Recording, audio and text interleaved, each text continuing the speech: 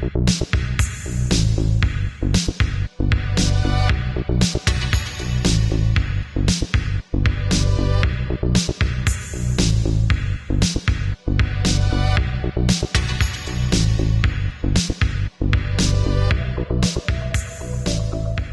have possibly the most exciting product we've ever had come into our offices. Ooh, what's that? Now, as you all know, Wizards of the Coast recently released Dungeons & Dragons 5th edition. A huge opportunity for any marketing company that could get involved with the promotion and advertising of that particular game. Mm-hmm. Okay? Now I know you're all excited. Because I went one step better. What's better in the tabletop role-playing game world than promoting Dungeons & Dragons? It's not really my thing, so I wouldn't know where to begin with that. It's certainly the only name I know of for fantasy role-playing, whatever. You've just answered my question. The next Dungeons & Dragons, the next big thing. A new name in the field of rolling the dice and killing an elf. I present to you DungeonKroeger. DungeonKroeger. Kroeger. Yep. Like as in, grocery store Kroeger. Okay, I could see that. You could even set up, themed locations where, it has a high fantasy theme. You get all the employees dressed up like, elves and orcs. You get checked out by a living tree. Yeah, that could be fun. The green beans jump off the shelves. They start attacking you. All fine ideas. I can see this. All fine ideas. You're thinking too small. I'm not talking about Kroeger the Chain. I'm talking about an epic fantasy role-playing board game set in a universe of Chad Kroeger's design. Chad Kroeger, the lead singer of Nickelback. Yes. Well, now you have my attention, sir. Nobody makes more money in the recording industry than Nickelback. They are absolutely the finest musical performers, if your metric is how marketable they are. Nickelback, of course, is infinitely marketable. Let's not forget, of course, that Chad Kroeger did that Spider-Man song with that one-off Evanescence, so we are really dealing with the big boys here.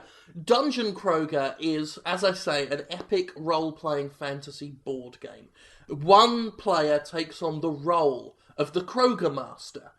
They are to embody the spirit of Chad Kroeger. Let me just double-check the rules here. I'm just looking through. One player takes on the role of Chad Kroeger, the vocalist from Nickelback. But I'm guessing it's sort of a fantasy version. So the Kroeger Master, it says here, embodies the spirit of a golden god with hair like fire and words that can pierce the heavens. They basically take control of the story of the quest through the dungeon, which is pieced together through tiles, various cardboard tiles that you put together in a fashion. There are some campaigns that it's based on, that you can pre-arrange the tiles to make a dungeon that Chad's designed. Most of them just appear to be straight lines. Just open the door, walk down a corridor, open a door, walk down a corridor, open a door. Yeah, all these tiles are just straight lines. There's no mazes or maps or anything. Okay. So is there a plot per se, like a mission? Are they trying to recreate the song, This Is How You Remind Me? Do you play it in the background? How does this play out? In all fairness, there are 13 pre-written campaigns in this book. Every single one of the campaigns are called This Is How You Remind Me. Campaign 1, This Is How You Remind Me. Campaign 2, This Is How You Remind Me. The plot of the first one, This Is How You Remind Me. Chad Kroeger has set up DungeonKroeger, the Dungeon of Chad Kroeger. 4 noble heroes must band together to face off against Chad Kroeger, who is Chad Kroeger. As you proceed through the tricksy maze of Chad Kroeger, you will find Chad Kroeger at the end of it in his throw-in room THROEN, throw-in room, where you will fight Chad Kroeger and defeat Chad Kroeger and become the next Chad Kroeger. Okay, well, that sounds simple. And actually, one of the advantages of this game is just its simplicity. I mean, a straight line, a very clear objective. Well, you say that, but every single one of the tiles, every single one of the spaces, has a card assigned to it. There are like 3 decks of cards, and there's like at least, I want to say, 500 cards in each deck. And each of the coloured tiles on the board correspond to one of these 3 decks. And so it's like Candyland. Kind of, maybe. But the cards make it complicated, because I go through the cards, and if I just open one of these up, I mean, deck 1 is called just the Deck of Levine, and you go through that, and it's just like, most of these are just laced with threats to Avril Lavigne. There are no rules on them. Well, but this is the element of, creating a story. I mean, traditionally in Dungeons and Dragons, you role play, correct? Mm-hmm. So, you are Chad, and you are feeling this energy and hatred towards Avril Lavigne, and you must. Maybe, but I don't know if role playing some of this is legal. What do you mean? I mean, just take a look at this card here called Heresy on the Black Waters. Brackets, this is how you remind me. It's got an address on it, with Avril Lavigne's name at the top of the address. And it says, write a letter to this address. And then just goes into a very long and sordid sort of detail involving barbed wire and the plot of Hellraiser 2, Hell on Earth. Last time I checked, free speech is legal, Jim, so yeah, I don't see a problem with that. But every single one of these cards is a different letter-writing campaign to this address that I'm presuming is Avril Lavigne's home address. Yeah, that could get repetitive. It could bore the players. That's obviously a chief concern. I'm just especially when we're at, like, Campaign 5 here. Campaign 5, This Is How You Remind Me. And the prologue to the story just says Chad Kroeger. And then it says, narrative Chad Kroeger, epilogue Chad Kroeger. That's a bit thin. It's a bit thin. There are no monsters. You move the people square, square, square. Like, I feel bad that I got excited, because I presented this to you and didn't open the box, but now I'm looking through it, and I'm kind of... No, I think we have something here. What about the demons you fight are the demons inside Chad Kroeger? Actually, that's a pretty good tagline. Yeah. Fight Chad Kroeger's demons. I like it. And, honestly, who are we kidding? Nickelback fans will buy anything. The cards and the board, it's all paper. He told me this was the finished product. There's no cardboard, plastic, nothing in it. It's all paper in a box. I'm looking at it now, it's a shoebox. Rockports. He made like $253,000 on Kickstarter to do this. I have a feeling people are going to be pissed off. There's just a bum on the last page. Like a crude photocopy of an arse. I think it's Chad Kroeger's arse. No, seriously. Look. You see that? That is his arse. You need to put that away. No, look, I can see the Batman Forever tattoo on the left cheek.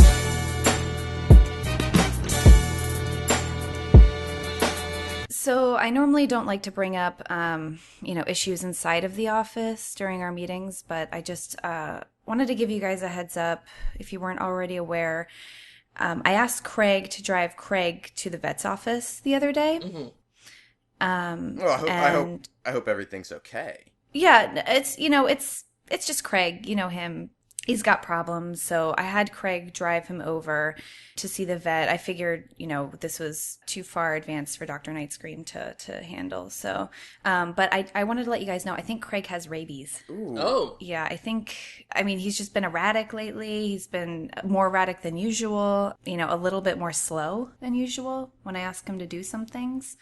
I tried putting him in the box for a week. It didn't help, so I just had to send him off. I hope it's not fatal. No, rabies, I don't think so. I think it's just a little bit of foaming of the mouth, but, he'll be fine. I just wanted to keep you guys updated. Have you seen any weird behavior from him lately or in the office? Well, There was that time a couple of days ago where, for no discernible reason whatsoever, Craig leapt at Doris from accounting. I mean, then they normally get along pretty well. They've got a good rapport, so I wasn't sure what the problem was there. But that was Craig the raccoon, though. I'm talking about Craig, the intern. Oh, Craig the intern has rabies. Craig the intern has rabies. No, God, no, Craig the raccoon. Fuck that, who cares? Yeah, but he's affecting the office. Is that why? Sorry, you said Craig and I fell asleep. Is this why Craig is in a car outside with a raccoon in it? Yeah. He's been sat out there all morning. Well, I didn't want him back in the office. Right, but I don't think they've gone anywhere since yesterday. I think he's just been sat in that car with the raccoon sometimes sat in the driver's seat, sometimes just clawing and tearing at Craig the intern's face. That's company time being wasted down there. Is he going to go to the fucking vet or not? I instructed Craig the raccoon to take him. Right. But he must be nervous or something, I don't know. Well, I don't want to blame this on Craig the raccoon. Clearly, Craig is giving him trouble. Mm. Right, hold on.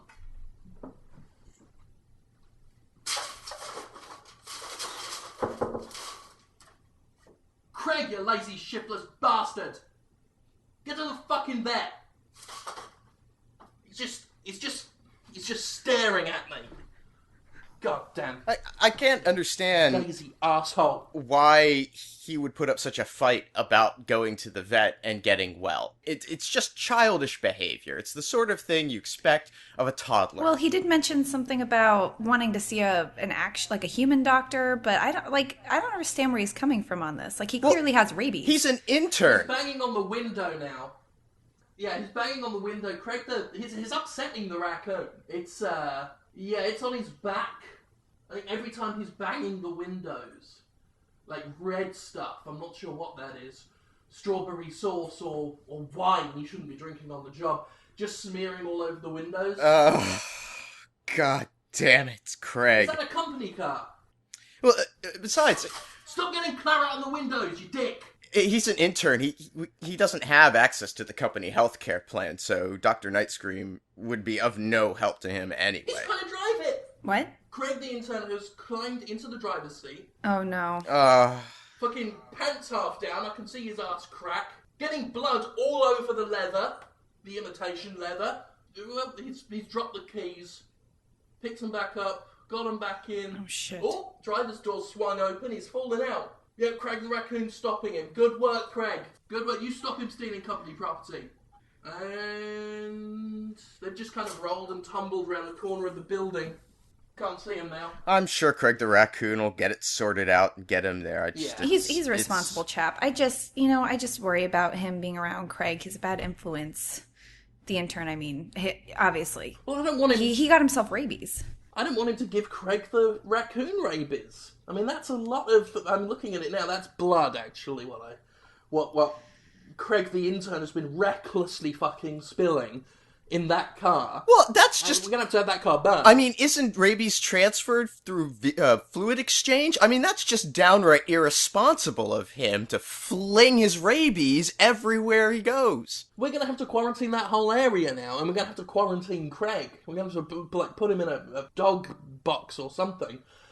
Craig the raccoon's going to have to go see a doctor, and that don't come cheap, because I made sure that he sees Dr. Platinum, sort of a private healthcare professional who's sort of I think 2 states over, just because I think Craig the raccoon's worth it. So that's going to cost us. This is all coming out of Craig's wages. He already owes us $2,000. I don't see another way out of this, though. We've got to make sure Craig the raccoon's healthy.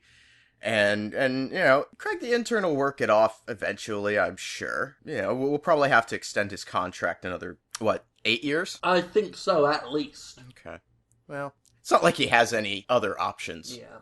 Oh, hold on. Just got an email from Val Kilmer. Hold on. Do you have any rabies? They must pay, he must ascend. Huh. Well, there's a problem that solves itself. So we got a new book project here. Okay. It is kind of sexy, looks like. It's 100 Ways to Drive Your Woman Crazy in Bed. Awesome. People love those kinds of books. Yeah. The whole, how to please your woman and how to make your man satisfied, all that kind of stuff. Like, sex books and things are just... They're big business. People love sex. No, sex clearly sells, and I think we've got a real opportunity here. Now, these are all sort of presented as exercises that a man can do to, sort of deepen their relationship with their wife, their intimate encounter things. They all take place in the bedroom at night, sometimes when the wife is already asleep, sometimes they're done while she's still awake, trying to fall asleep, or, just as she wakes. But it's all bedroom stuff. That's sort of like the theme, 100 Ways to Drive a Woman Crazy in Bed. The in bed being sort of the operative term there. So let's see here. Let me just thumb through a bit. So yeah, give us an example. Yeah, so here we go. Idea number 23 is whisper softly into her ear as she falls asleep. Okay, and so these are a few examples of things that you could say, like, I am permanently attached to you. I have no further desires in life but to serve you. That's kind of... That's sweet, I guess. Okay. That's all right. That's not so... I have a knife under the pillow. That's... To protect you, maybe? That's what that one meant? That could... Maybe? I'd hope. Maybe? I mean, that's interesting. Yeah. Give us another one. Okay, all right. So here's one. It says that while your woman is asleep in the bed, you're to tickle her feet very gently, just to the point where she wakes up. Right. And then lie perfectly still so as to not arouse her suspicions. Wait until she falls asleep again and tickle her feet. Now this isn't what I was expecting. That's weird. Yeah, that doesn't sound like erotic at all. It just kind of sounds annoying. Can I have a look at the book? Yeah, here. You Let's not be hasty to jump to conclusions here. I mean, I'm sure, that could lead to some other things. Sure. But Jim, do you see anything in there? Okay. Chapter 32. Hire a forger of documents. There's a number of examples here of reputable document forgers, and give him or her a copy of a letter handwritten by your wife. He will duplicate her handwriting and then produce several notes with phrases such as "he hath awakened" and oh my god, I can't believe I drowned her" in her handwriting, and you can then place those notes in various positions around the house for her to discover. She will be disturbed greatly by the handwritten notes that she will have believed herself to have written in some sort of fugue state.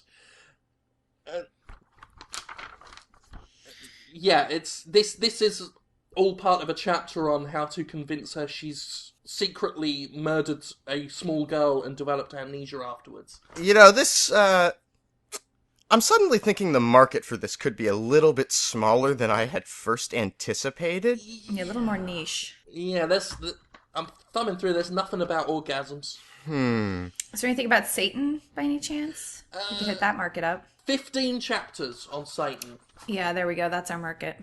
I'm beginning to think that the title of this book is somewhat literal. It's dear a Lord. guide to drive someone insane in The bed. last chapter is all about having her sectioned. Well, that's kind of helpful information. Yeah, Like- yeah. I mean, if ever you need to, but I think the operative word would be need. I don't see that as being. I don't think it should be the goal for anybody. Well, we could, optionally, we could publish this book as a legitimate, book. I'm sure there's a niche audience. And then for a second printing, we just replace some of the words and say not and do not do this. We can and have it be a self-help book. How not to drive your woman How not not- crazy and not bed. There you go. That could work. This is quite dark. Epilogue: How to drive a man crazy in bed. It just says cut his cock off. You know, one other option would be to just publish it totally straight. You know, and have people just think it's a joke. I mean, and actually the potential for that could be enormous, because I can totally see this being spun into like an NBC drama. Yeah, could work. We could call it a social experiment. I believe that's the way you get out of anything. Right, yeah, we just say that this is it's a work of satire. That's what we used when Dean Cain ate that man's dog. Right, that was just simply performance art. That's all this is. We'll just say it's a piece of art. It's something meant to be questioned and puzzled over. And if we could just keep the author from doing any interviews or book tours, we may still be able to salvage this. Yeah, the author being... Oh. Robin Thicke. In fact, on the back, it's just a photograph of him grinning, doing 2 thumbs up.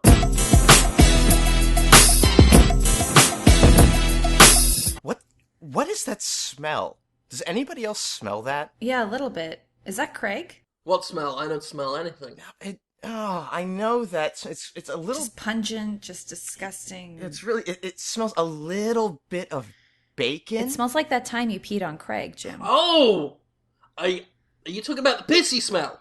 Yes, that's the smell. The pissy... Right. Okay. Hold on. Brace yourselves, okay? I'm just gonna... It's under the desk. Hold on a sec.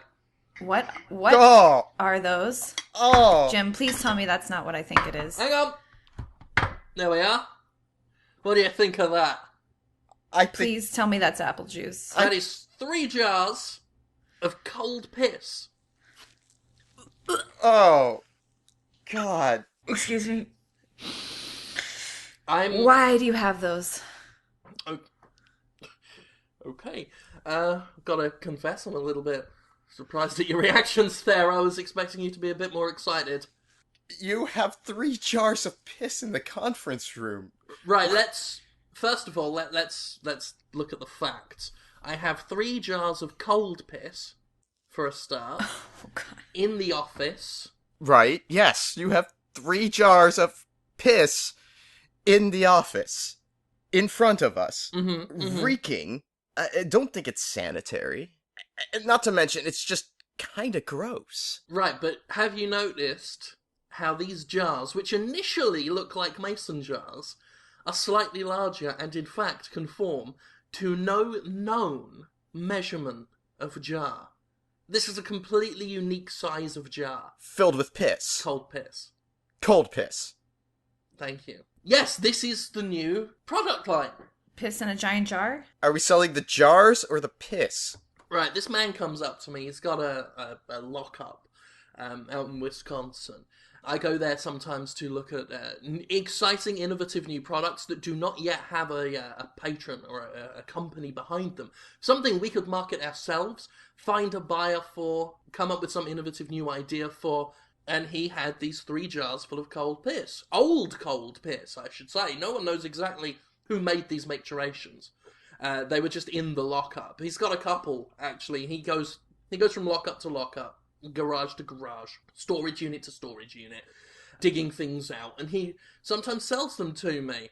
$50 got me these 3 jars of cold old piss. You paid for those. Well, a man doesn't just give 3 jars away for free.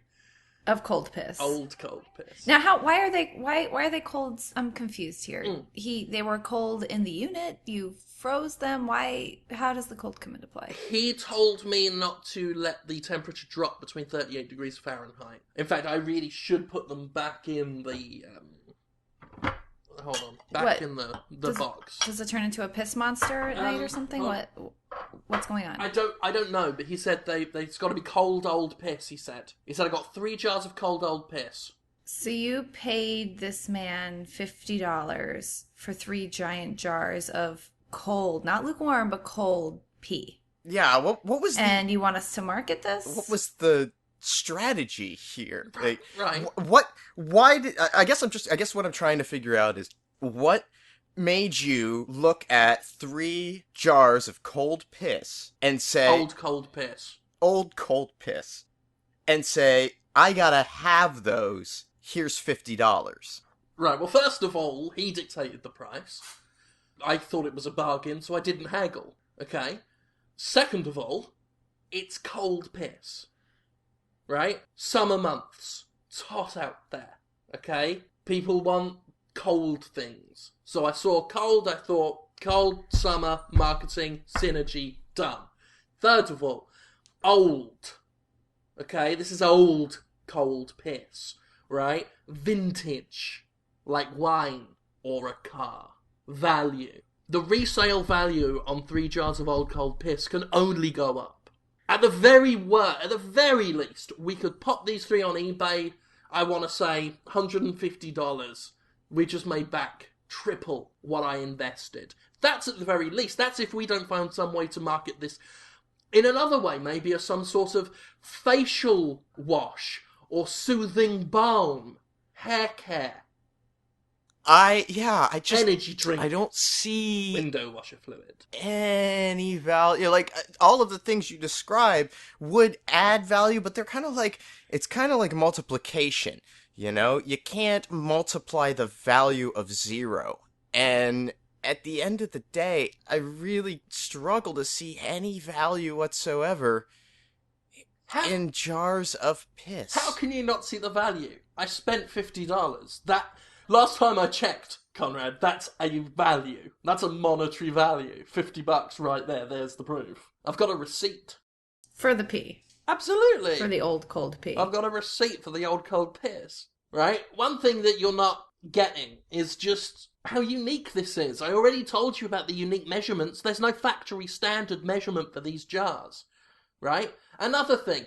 They're in jars, they're cold, and I've put them back in the food box. And it still smells of piss in here. That's some strong piss. That's another thing that I should probably bring up, is that you have this piss in jars, chilled. All of those things should reduce the aroma. And I use that word, but I don't really mean it.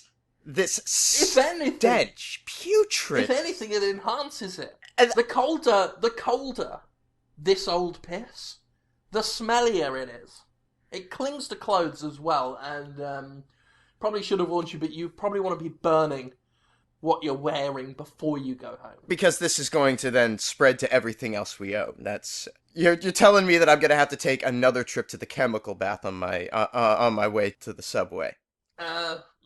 Maybe, but they give us a discount there now. I did get that punch card. I thought that was kind of strange. Look, I understand. This has not gone how I wanted it to go. I understand you're, for some reason, upset. I don't understand why, but I respect that you may be unhappy with my decision here, especially that now that it's impregnated the office, really, and it's going to take a while to clear that out. Could we just keep these stored somewhere other than the office, at least? I don't think that's asking for too much. How about we come to a compromise here? I don't think we're all going to see eye to eye on this, but Jim, you seem to be excited about the size of these jars. How about we dump the old cold pee and wash the jars out and maybe use them for something around the office, like Craig the intern's food. We can pour it into his little bowl. How about you fuck off? I'm not spending $50 on something we give to Craig. This is old cold piss. We don't know whose piss it is. We don't know. Okay? This could be Robert the Bruce's piss. Robert the Bruce? It could be his piss. It could be Benedict Arnold's. It could be Captain Jack Sparrow's. We just don't know. And so the mystery of whose urine it is adds value to it. Whose piss is it anyway? We don't know. That could be part of the sale. Actually, that could be our next TV show. That could be a game. That could be a new TV show. That could be a game show. Whose piss is it anyway? Yeah. The Last Great Pistory. Oh, History Channel would be all over that in a heartbeat. Yeah. Uh-huh. Yeah. Oh, you know what? Okay, alright, so I guess what we need to do then is try and find some people to analyze the old cold piss and find out whose it is. We'll sell it to History Channel. Yeah. And then they can deal with it. Hell, they put any old piss up on TV anyway. That was Hellraiser 3, I'm sorry. It's early in the morning.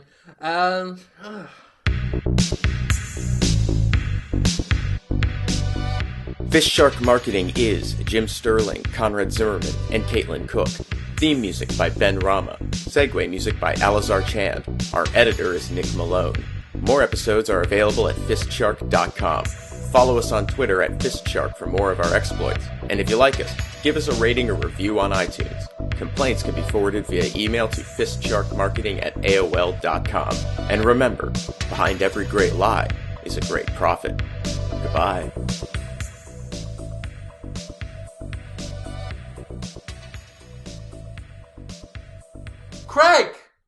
Craig, I got 3 jars for you to take home. Even fucking look after him. Fucking look after him. Fucking look after him. Fucking look after him.